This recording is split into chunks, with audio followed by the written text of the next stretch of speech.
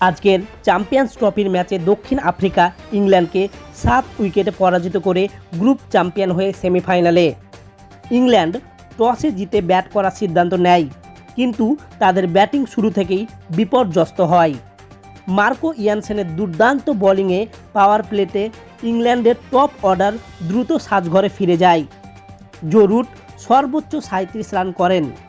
England 38 over 2 বলে 179 রানে all wicket হয়ে যায়।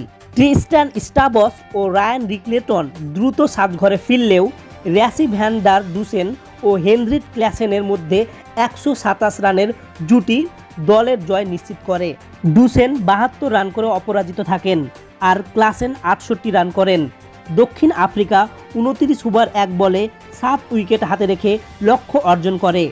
এই জয়ের ফলে দক্ষিণ আফ্রিকা সেমিফাইনালে। অন্যদিকে ইংল্যান্ড টুর্নামেন্ট থেকে বিদায় নিয়েছে।